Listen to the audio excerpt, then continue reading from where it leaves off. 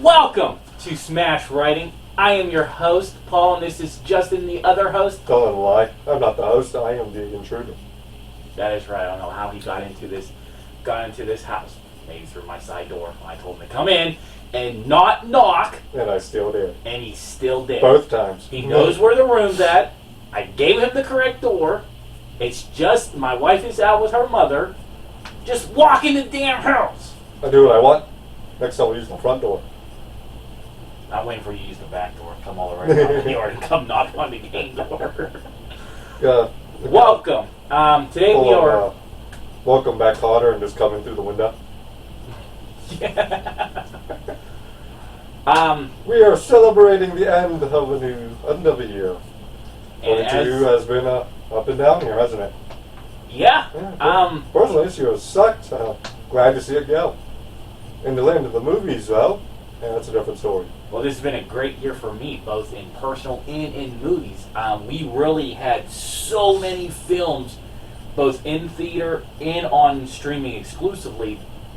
It intense. Yeah. This was a jam-packed year. And we were each talking before this, we each up 10, and we only matched twice. And, top 12 for me was almost impossible to whittle down. Yeah. And honestly, the crazy part about this year is that, this is what we do as a hobby and for fun and all that.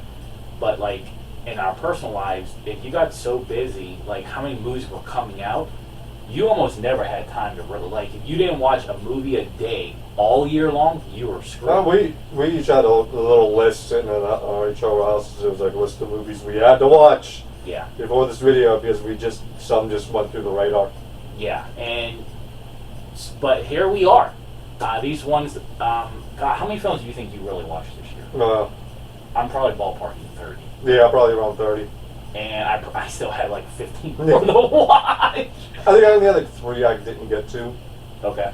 Only one of which I'm actually sad I didn't get to. Which one? The Princess. I would like to watch The Princess on Hulu. Oh, I watched it. Yeah. If we were doing a top 20, that would be 18, 19. It was fun action, but not much more. Yeah. Joey, she really had a good year this year. Yeah. She was in Bullet Train, Princess, and her last couple years have been really great too. So she's an up and coming young actress. But let's start off with number 10. You want to go first? Sure. All right. My number 10 is The Northman. Which I have to watch. The thing about The Northman, and the reason it's number 10, it doesn't leave your head at all. The scene, the shots, and the atmosphere, and the scene settings, and the tension. I watched this on a double feature. I went to see The Northman first, and then I went to see the Master of Talent movie with Nicolas Cage. Wow, it seems like forever. Yeah. I'm sitting in that movie, Master of Talent, and I'm watching it, and all I'm thinking about is goddamn, Northman. That's some real fucked up stuff in that movie. I pretty bonked out of Master of Talent because Northman would not get out of my head. It's what inspired Hamlet. So you get, it's very, it's weird to say Shakespearean, being that this came before it. It kind of puts that dabble in the remakes, But, it's just a movie that visceral. It stays with you for so long. Everyone did a really great job. The fighting sequences were really fun to watch.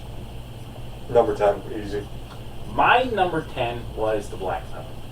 I really enjoyed how it seemed like a basic kidnapping movie, and then it gives you that left turn of okay, now it's paranormal type of movie with a revolves around what do they call him, the napper or something, or I didn't finish watching it. Something. It starred Ethan Hawke, and basically he takes young kids, and it's up to the one who's often dubbed the weakest one of all these kids in school, and he's the one that survives, but he gets clues from the dead that call him on a phone, giving him hints of how to survive these tactics, and it end up being a very good ending. He survives and Well, spoiler alert, Jesus. well, spoiler. I wouldn't go back to watch it, so it's just for the people watching at home. Yeah. So I mean, some of these films you didn't watch, well, catch up on your own time. The video is always up online. But I really thought the jump scares were good. There was, some character development, and there was a bunch of horror movies this year that didn't really have it, and I thought this one really stood out amongst that. My number 10, Black Phone. The Black Phone, sorry. My number 9 is Kimmy. I almost blew this movie off. I saw the trailers, I really didn't care too much about it. But when I saw it was one of those movies I watched after telling in December, just jamming in as many of the movies as I could possibly jam into. I'd say this is a really entertaining movie. Zoe Kravitz, I think, killed it as her character, who's suffering from agoraphobia, from fear of leaving her house. And then it's compiled by the pandemic. Because I don't know if she was germaphobe before or if it just developed with the pandemic. And you get a great scene of her wanting to leave her apartment and she just can't do it.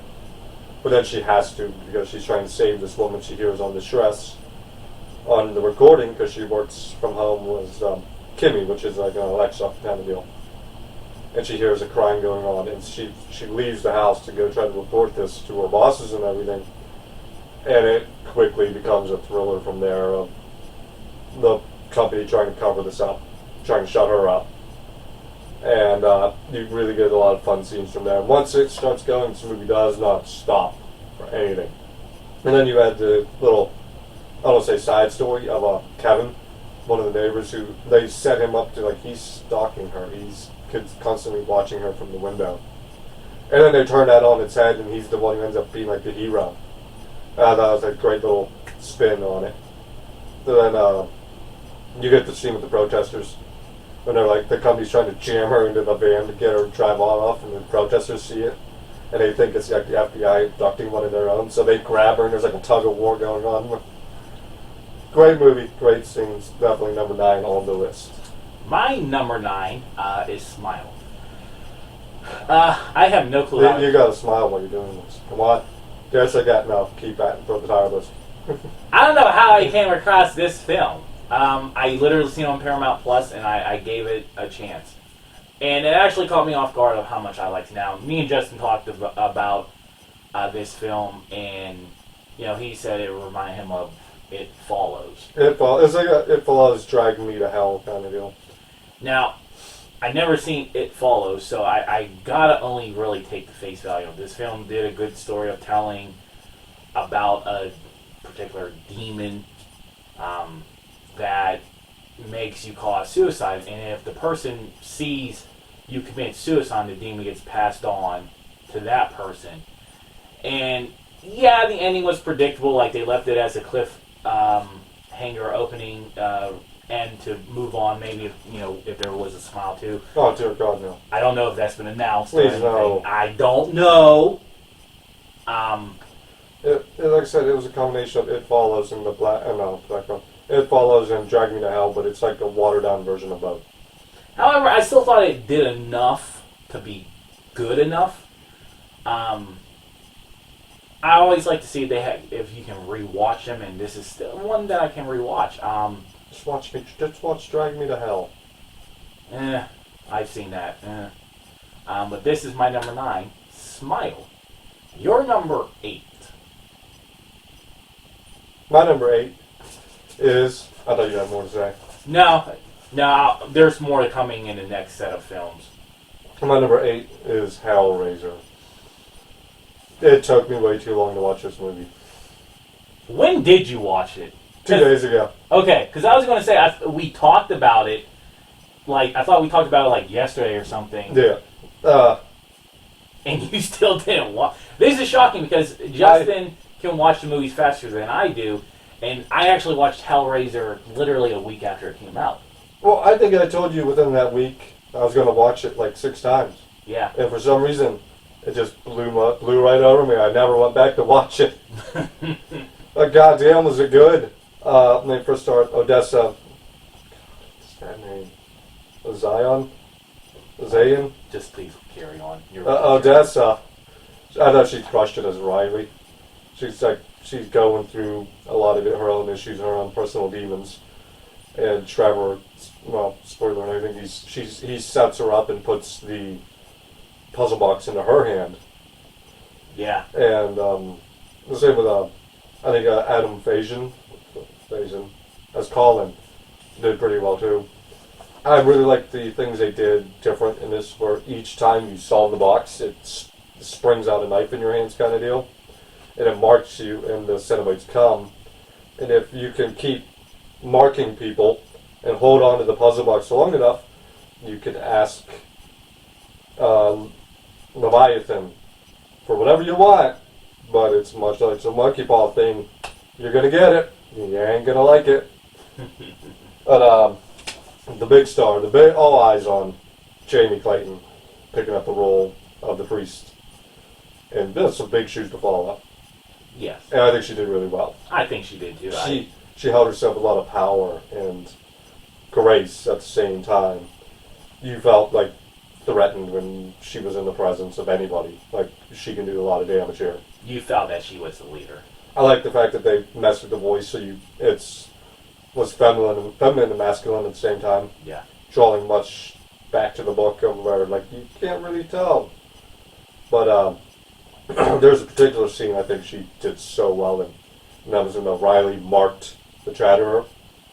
And you get a close-up on the priests, and their expression doesn't change, but at the same time you could see the joy coming out, like, they asked just what I wanted. I wanted you to mark someone, and you found a way to mark one of my people. Works for me. That's such a powerful thing to do for an actress. It's like you have all this makeup and gear on, and yet you show joy coming out of your face without emoting it. Yeah, yeah. I'd love to see her take another stab at this. Obviously streaming films, they're based on watchabilities and, how much they can garner interest. I think this film definitely did enough to spawn a new franchise and move on from. Yeah. I think what what might hurt it is I think this came out real close to our number one. Hulu was packing the punches this year. Yeah. I no secret there. My number 8 is A Christmas Story's Christmas. We are all sick of A Christmas Story. I know. There is a forgotten sequel. I know. This one, when I heard that this one's coming out, I was not going to give it much hope. And it really did catch me off guard of how good it paid. It brought back a lot of the original actors in the original film. Some, unfortunately, are not part of it, and some were recast, but the main core were back. And it basically tells Ralphie, as an older guy, basically going to his own Christmas situation, and also dealing with the death of his dad, who, as we know from the first film, made Christmas such a perfect moment. They managed to pay homage to the first film and not overdoing it. And what I mean by overdoing is you watch a lot of direct to streaming, direct to video streaming, direct to video movies, and they're so over the top, and you're just like, this is complete trash. My personal opinion is that this one, with all the elements that it gives us in these films, is actually better than the original. Still paid homage and still stood on its own. All the actors were on par. There was over-the-top moments, but that was over-the-top moments were the same moments that A Christmas Story had, so it was kind of like a homage. They weren't trying to outdo what the first film did. They were just trying to be its own film. And honestly, it really did complete it. This, I hope this one gets as much, holiday, watch ability as the first one does, because I do think this is better. It'll take some time. Yeah, I do think it will take time, but as long as it's access to people to watch, and put this on TNT, put this on TBS. How about instead of 24 hours of one movie, you break that shit up and put other movies on? Well, you can even. There are now 2. There's actually 5. They're doing 24 hours of Christmas Story and 24 hours of Elf. Yeah, that's what I fucking want. 48 hours of 2 shitty movies. I'm okay with, A Christmas Story, but if you're going to do 24 hours of that, I would honestly say kind of like put the big 3 in of this, because there's 5 films, but they're like off here and here, there. There's Christmas Story, A Christmas Story 2, and this film. Just play those ones and break up the monopoly of over and over again. But that's my number 8. Your number 7. My number 7 is Doctor Strange in the Multiverse of Madness. Wanda steals the show here. Good lord. Between like the emotional finale of how hard it hits you and how terrifying she can be in this movie. Yeah. Especially when they're like, she's chasing them through the pipes and she's covered in blood and she's like hobbling around like a... This was a good comic book horror action film. Yeah, like Sam Raimi, like they perfect. Like, yeah, Sam can do comedy, Sam can do horror, and he could put them both together perfectly. Yeah. And he reached into his bag of tricks and pulled out every one of them. Because good lord, this movie hits hard. They pull in Xochitl Gomez. See, I can say that name, but I can't say fucking that name. Xochitl Gomez was really, I thought they did a really good job introducing her as America Chavez. Yeah. Really looking forward to seeing what happens with her. Really looking forward to seeing what happens to Strange now that he's got the third eye. This movie did a really good job being its own movie and still setting up for the future. The Kang Dynasty and everything Yeah. else. God, I have no problem with Doctor Strange. Obviously, I'm a big Marvel fan. And, That's DC. What are you talking about?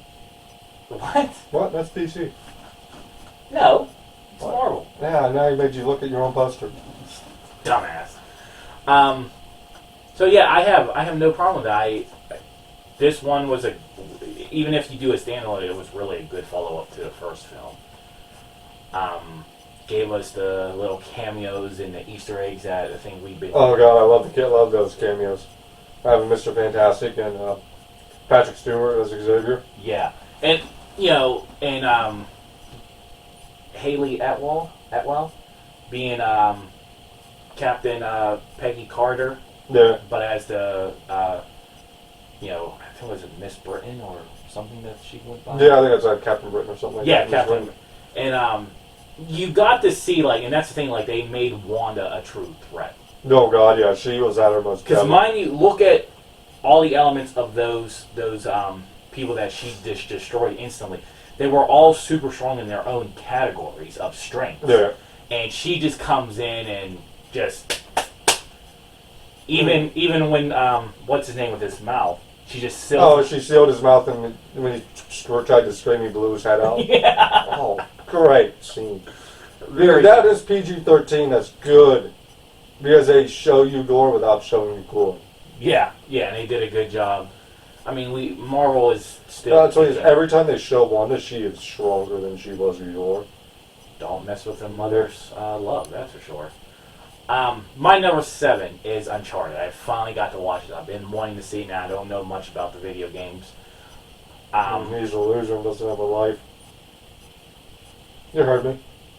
Well, somebody has to be the video game. Somebody else has to do other stuff in life. You're the video game, and I do other stuff in life. That's what we agreed upon. No, this film had very good action. I love the chemistry of Tom Holland and Mark Wahlberg. I think Tom Holland has a good chemistry with everyone at this point. Because he loves it. You can just see that he loves acting. Yeah. He will take. I've seen a bunch of his films out over the last couple of years. When he definitely after he rose to fame with Spider-Man, said he is such a good actor and he just loves it. He seems like he's just happy to be there at every moment. Yeah, and that feeds off the chemistry. So him and Mark Wahlberg are going back and forth with their chemistry. Mark Wahlberg carried his weight. Tom Holland did his job, and it just connected. The action was good, and it was. Even Tom Holland would do some Spider-Man moves, and he makes a joke about it, how is that even possible? He breaks somewhat of the fourth wall, cracks open a hole in it just to make you laugh. The comedy was there. Comedy actions are what makes them successful is the good amount of action and knowing when to crack those good one-liners. This film really did it. Now, I understand the fan base is like it's not completely like the video games. I get that, but take the movie as the face value. It is a fun movie to watch, and that is my number 7, Uncharted. My number 6 Nope. is nope.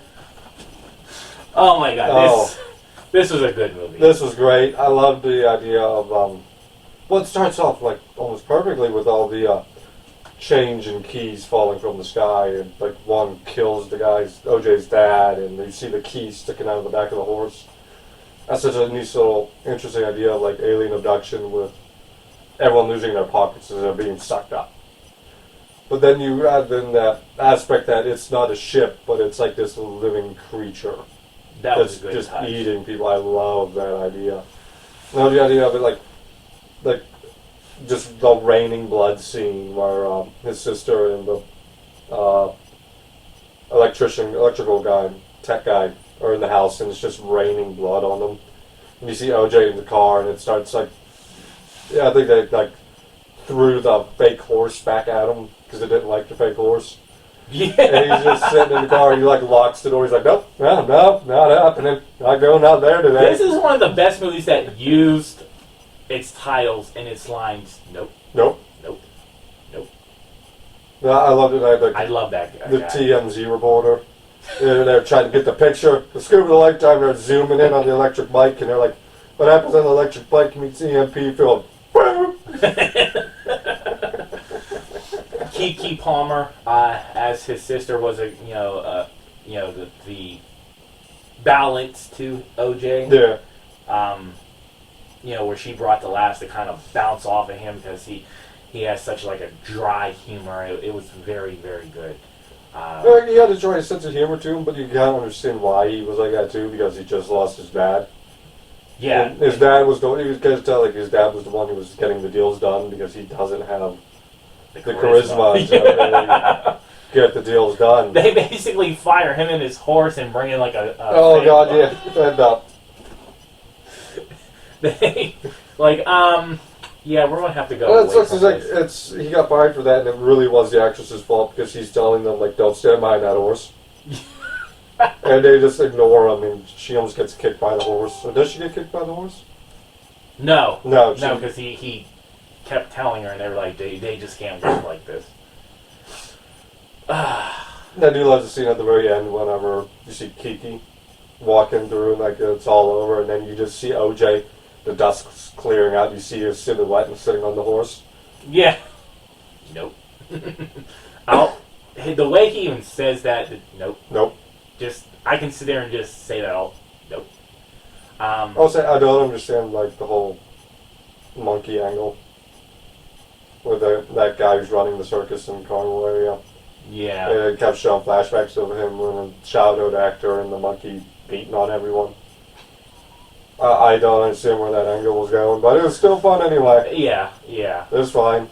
My, and congratulations Keke Palmer, announcing her pregnancy.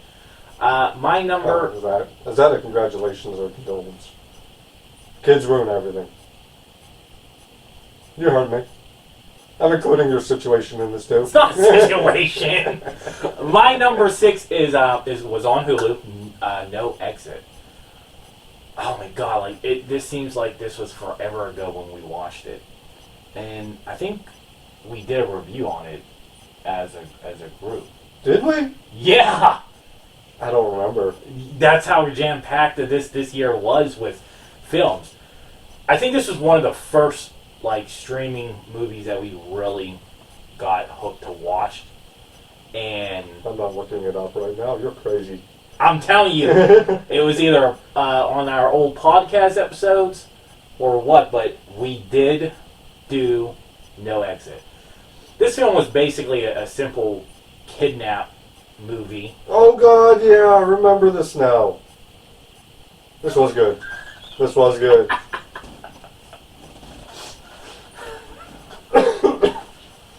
The plot was simple. I mean, you basically had them getting the kidnappers and their victim. Dennis Haysbert was in it. How did I forget Dennis Haysbert? I don't know, Justin. You tell me. Oh god, I feel so sorry for myself now. I know. I forgot Dennis Haysbert. Yeah, 1,000 Hail Marys. But it had, like I said, this is one of the first string movies we watched this year that actually was worth watching. A simple movie. They kidnapped. There's 2 kidnappers. Yeah. But you didn't know who they were. And they were all stuck at the lodge because they were snowed in. No, it was like one of those pull-over areas on the highway. Yeah, traveling centers. Yeah, and stuff traveling like that. center. And they start to, like, each one starts to piece together and then put doubts on who is who. And then finally, towards the end, of the film, they come to the conclusion who it is. As the audience, you see who it is, and then they got to fight for their survival. And it was really good. The one scene that I can't get out of my head is when one of the kidnappers nails. Oh yeah, with the nail gun, he nailed her to the wall, and she doses up on cocaine and pulls the nail out. Oh my God, this was it. This was good. This would have been like number 13 or 12, I think. Ali would have cracked the number 10, but this was really good. But I enjoyed it, and I just can't. The way she's like, there's a nickel dime bag here, and she's like, picking it up, and she's like, ugh! And she goes Hulk out and pulls it out. I remember watching it and going, oh! I remember us talking about this movie because I think I said something along the lines of, like, I should have known who the kidnapper was. Never trust him. He's always the villain. But that is my number 6. No Exit. My number 5 is Scream 5. A January release is on my top 10. Something's gone horribly wrong. Or something's going horribly right. Yeah. This was a lot of back and forth tension going into this movie. It was the first Scream without Wes Craven. Yeah. And you can really figure out who the killers are within the first 10 minutes of this movie. But I loved it. I did. I loved the introduction of the new generation here. You have all these nieces and nephews and children of the previous run of characters in this movie. Billy's illegitimate daughter. Yeah, I thought that was a little bit weird, but still enjoyable. I love the fact that she's kind of haunted by Billy. Yeah, that was a good little And you get her even with a swipe of the knife, just like he did. But I did like especially bringing in Neve and Sidney Gale and Dewey. I loved the death scenes were great. The pacing was fantastic. Changing of the roles. Yeah. Yeah, that was always they always made note because they're all movie buffs and they had to follow the rules. The killer had to follow the rules. Yeah, I love the fact that it was like a hit on both remakes and people who complained about it. Yeah, I enjoyed it. I watched it, just like literally like a couple months ago. No problem with it. And actually, I am looking forward to 6. Yeah. I'd say that. I was there opening night for Scream 5. I remember just like geeking out like the biggest fan whenever you first see Ghostface in the house. It's like, yes! And then you had the red right hand scene, and I'm like, yay! He's back! This is the first Scream movie I've seen in theaters since Scream 3. Oof. Man, you're going back to 2000? Yeah. It's crazy. My number 5, once again, streaming exclusive on Hulu, Fresh. This movie was trippy. I thought it was going to be like a cannibal, I mean it kind of was, a cannibal-like movie, but then they flip it where the killer isn't the actual cannibal, but he is the butcher who takes them and cuts up these people. And he sells them by the pieces and oh my God, the one, if they misbehave, he treats them well, but in their dungeons, but they misbehave, he takes a part that really wasn't on the chopping list. One lost her ass cheeks, titties. It was crazy. And I thought it was just so unique because, like I said, the cannibal wasn't the actual butcher, though I think he was eating brains with the one victim. Don't look at me, I didn't watch this movie. if you do get kind of grossed out, but like I says, it had good acting. Sebastian Stan was the Butcher, so you didn't have up and coming actors that made this movie stiff. My God, like back to back horror type of films in different categories of horror really pulled it off on this one. My number 5, fresh. My number 4, the Batman. Okay, are we done complaining about the sparkly vampire guy? Are we fucking finished? Because he kind of kicked all the ass in this movie. Yeah. The biggest complaint was coming out of this, like, you can't have Robert Pattinson as Batman because he played Edward on Twilight. Here's the thing. The guy has done tons of other different types of films. The guy's actually a good actor. You just probably hate him because if you're a guy, your high school girlfriend probably had a crush on him. Get over it. Every fucking time we get a Batman, it's the same stupid bullshit. You can't play Bruce. It's not supposed to be Bruce. And then they come in and they do a fucking good job. And you have to, no one ever comes out and is like, oh, my bad, I'm sorry. Every time. Every single time. You can date it back to the Burton movies. Yeah, with Michael Keaton. And now look, everybody wants Michael Keaton. Yeah. Mr. Mom, remember, that was the thing. And this was a great little crime drama, too. I love the fact that we went full-on Detective Batman. Yeah. This is something that we really didn't see. He's only 2 years in. He's inexperienced, and they showed you his inexperience. Yep. And, hello again, Zoe Kravitz. You're on this list twice. She did really good. As Catwoman. I hope she's back. I want her back before I see another Joker. Do not bring the Joker into this franchise. For the love of God. Like, put him in their DCU. Give us that Court of Owls. That's what this Batman's world needs. There you go. And we'll touch more upon that in a minute. My number 4 is Chippendale Rescue Rangers on Disney+. Now, it is no secret, when I review Disney Plus films, I am sick of them. They're horrible, cheesy, all of the above. But this one brought the right laughs. It was playing on people's childhood, our age childhoods that we grew up watching Chippendale. Nice little detective story, too. It was just a really, really fun ride. You said our age. I've never watched an episode of Chippendale. Really? I have no idea what it is. No idea. I made you the thumbnail, and that's the only time I've ever seen them. Well, most of us enjoy Chippendale Rescue Rangers.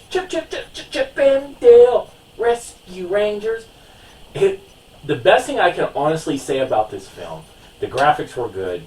The story was, not up here, but it was still a good story. It was just a really fun ride. And I catch myself saying fun ride because of my number 3. But number 4, Chippendale Rescue Rangers on Disney Plus, exclusively on Disney Plus. Just a fun ride. Like, that's all I can really say. Like, they did enough right not to do anything over top to enjoy. Like I said, I bashed tons of Disney Plus movies. They are normally horrible, except this one. They're special event things. Special premiere. Yeah, they did one for Werewolves at Night and Guardians of the Galaxy. Oh, the Christmas special one. Yeah, that was really good. I hope they just stick to that, Well, when I'm talking about Disney Plus, I'm talking about exclusively Disney. Yeah, Disney characters, not Marvel, Star Wars, all that. Just Chippendale was a Disney characters, and they did justice for this film. That's my number 4. Your number 3. My number 3 is Sonic the Hedgehog 2. God damn, do they really know what they're doing with Sonic? God, this was there are good follow-up, and then there's really good follow-ups. This was a really good follow-up. Yeah, I thought they did perfect introducing Knuckles and Tails into this. Mm-hmm. I like the idea of Sonic he's trying to punch above his pay grade at the moment. Yeah. And he's not ready to be the hero yet. And you slowly watch him get ready to be the hero he needs to be. And Knuckles. Knuckles, Idris Elba killed it as Knuckles. He was He so good. Now this movie almost has me not too worried about Shadow being introduced. Because Shadow's not a good character. And that will be in 3. Yeah. Farewell to Jim Carrey, 'cause I believe this was his last outing as Robotnik. I hope not. Well, I do like the fact they didn't show you him dead. So if he does change his mind and wants to come back, he can come back. There's the door that's open. I mean, really, you thought about how he got banished in the first film. Thought they could go a different direction, but they still had him coming back. And then he was the Robotnik that we all love. The giant Robotnik suit at the end. Yeah. They so played it onto the game. I love Sonic the Hedgehog. It was a really fun movie as well. Great follow-up. I mean, honestly, it did good enough to branch out a sequel, and I think there's like a Paramount Plus series about Knuckles coming. No. That'd be interesting, like his backstory down to do. I don't know. There's not many details. I just know that it's on Paramount Plus. Well, it's coming sometime in 23. Well, let's see. My number 3. Talk about a fun ride. This was one that was not on my list to watch. He told me to watch it, and I give him credit. So I'm watching it, and I am just loving the different types of assassins that are on this train. And how they're all goofy. You got the twins, you got Brad Pitt, you got Joey playing, what was her, character was like a prince. She was a princess or something, whatever her name was. She was the daughter of the big... I'll say mafia, Yakuza guy. Yeah, the big mobster that basically put all these assassins in because they screwed him over or affected his plans, and he just wanted them basically to kill each other. Yeah. And that's what they were doing, basically. But it was just so fun. Well, the best part about this movie is that whenever it's all coming together, like all the pieces, everything is starting to unfold, like this is what's happening. And then the mom guy's explaining everything, and he gets to Brad Pitt, he's like, and then we get to you. And he says the guy's name, and he's like, wait a minute. I'm not that guy, I'm just filling in. Yeah. That guy called in sick. And the guy who called in was Ryan Reynolds. That was like the best good cameo of the film was like... He's just there by accident, and it's supposed to be Ryan Reynolds. But now Brad Pitt's character, he made note of that even at the locker. Because he's like, oh shit. He called off again. Like he was making notes that he was like, this is not my mission. I don't want this to be my mission. I did I can't remember the names. Sandra Bullock as his handler too. Yeah. You didn't see that coming. If you just listen to the voice. Yeah, but voices can be deceiving on the phone. Yeah, I mean, you don't sound like Paulie on the phone. Exactly. You sound like a 12-year-old who just asked permission to use the phone. And you sound like a 55-year-old man who should stay away from skulls. So just chain smoked way too much. But I did like the ones when you kept talking about Thomas the Tank Engine. God, I think that was... There's a diesel on this train. And that's how the other twin knows, when somebody would, screw it, was... Joey's character ends up getting outed because he put the diesel sticker on her back. Yeah. Oh, God, this was a good, fun action movie. It genuinely felt like I'd seen most of the jokes in better movies. Yeah. They tried doing the counting scene from Deadpool, and it didn't work nearly as well. When they were arguing about how many people they shot.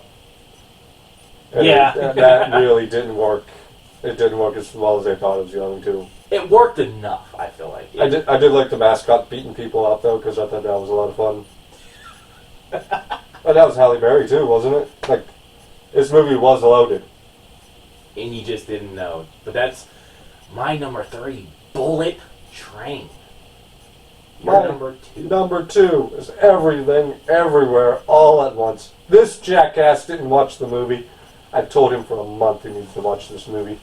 You see my movie list? I stress the importance of this one. Go on. There's a scene where Joe Blue loses. I'm not gonna get that name right. You've heard me twice fail at names. We fail at Joe Blue, something. Just go on. She uses 2 sex toys to beat a man to death in this movie. It is just Michelle Yeoh is so amazing at this role as this ordinary wife who's struggling in life. And she's thrown into this situation, and it's so goddamn trippy. And the scenes are gorgeous and funny, and the fight scenes are amazing.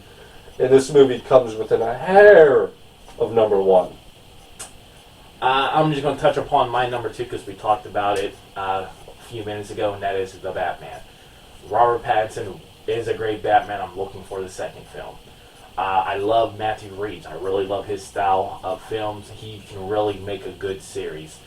I love the fact that it was a younger Batman. I love the fact that he was keeping journals, and you touched upon it too, like his posture and the sunken eyes of staying up nights and days. He doesn't want to be Bruce. He's just zooming in on Batman, and he's miserable having to be Bruce. Yeah, and Robert Pattinson does.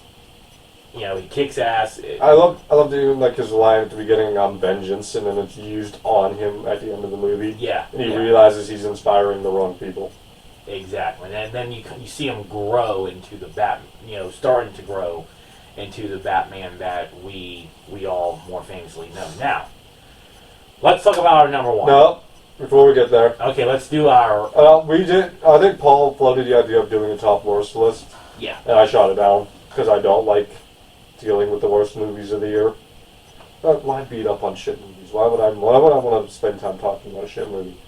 But to kind of like even out, we decided we would pick the worst of the worst and get it out of the way. So you want to fill that one first? I am going to go with Rob Zombie's The Munsters. Complete garbage from every. I can watch the show and have fun with the show. His trying to be comedy style and trying to line up the monsters his way was just complete trash. They made it into a love story of how they all met and stuff like that, and it just. I forgot I even watched this film. It wasn't until Justin, right before we started the camera, said, and he brought that up about the monsters and Eddie, Rob Zombie and the monsters. That's how bad I wanted to forget I watched this film.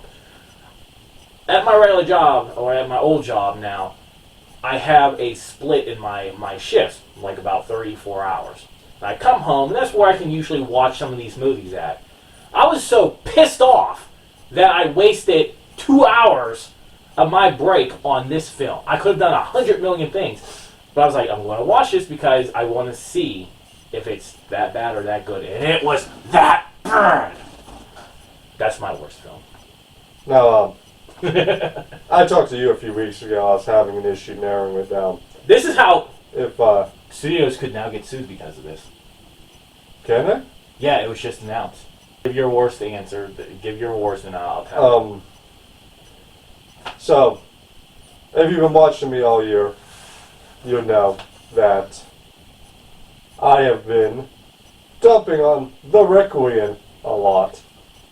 But I was watching another person's That was in list. 21, so it... Was it? No, that was in 2022. No, it was It in was August. 2022. I'm going to look that up. Go. I looked it up. But I was watching another person's worst list, and they had a B movie on as their number 1. And I felt that was kind of cheap. But you can have whatever you want. I'm not ragging on the guy for doing that. But that was 2021. if I'm thinking that it can't be a B movie, because a B movie can sometimes hit above its pay grade, but sometimes it's going to be in the middle, then my number 1 can't be a B movie. So what would be my worst movie? It's Jurassic World Dominion. Jurassic World Dominion is the biggest disappointment of the year, and that's why it's number one. It had no reason to be this bad. No reason at all. You had your main dinosaur, Blue. You've been sticking with Blue for 2 of these 3 movies. All of a sudden, he's just, he stayed home. Fuck him. We're going to have dinosaurs in the real world. Only for a little bit. We got to go to another park. That's what I wanted in fucking Dominion. But you've been marketing as dinosaurs in the real world. Where was the T-Rex at the movie theater, okay? That was my scene. And you know what, Universal? I'm penning a lawsuit against you. But, there's just no reason this movie should have been bad. Why wasn't this shit in the real world? That's all you had to do. All you had to do. You didn't want to recycle the plots from the first trilogy, and that's kind of what they did. Instead, they focused on the clone girl, Charlotte, I believe her name was. Yeah. And Wong's redemption. No one gives a shit about Wong's redemption. Nobody ever gave a shit about Wong. What was the point of all this then? You had one job. I don't care about these freak locusts. I went to go see dinosaurs, and they're talking about these locusts. What the hell is going on? Now, the only part of this film that I did like is that they did introduce I don't know the correct science term, but the next generation of dinosaurs that came in the real life periods.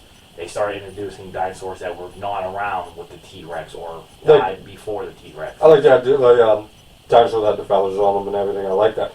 Like I said, the visuals in Jurassic Park and World, whatever, Jurassic World, this franchise, has never been a problem at all. They always look amazing. And that's why it's my worst movie. Because the actors in it are doing really good. It's just this fucking story that sucks. And the previous film, the Fallen Kingdom, was a high, and you had to ride that, and they really didn't with this one. Yeah. So I was riding high because we're going to see dinosaurs in the real world. That would have made this film stand alone. You saw Blue outside of a suburban area, and you had a T-Rex staring down a lion, and they could have done something that the other 5 films never did. I can't remember what her name was. Her name is Red. The red-haired woman. Claire. You talk about every sense of agency she was a fucking president. In the first 2 movies, she had been building up all this energy, all this courage, all this drive. All gone. All of it fucking gone in this movie. All right, let's go with our number 1, the film that we agreed on. Yeah, we agreed on number 1. We agreed on number 1. And that is Prey. From Hulu. God damn, this was such a great Predator movie. Oh. I think we gave it both S. Yeah. We had to. And honestly, if it's number 1, we had to go give it the highest ranking no matter what. Oh, this Did it not do everything right? Yeah. It was such a rebound from the Predator. You've done something right when you had the original cast of Predator. You had,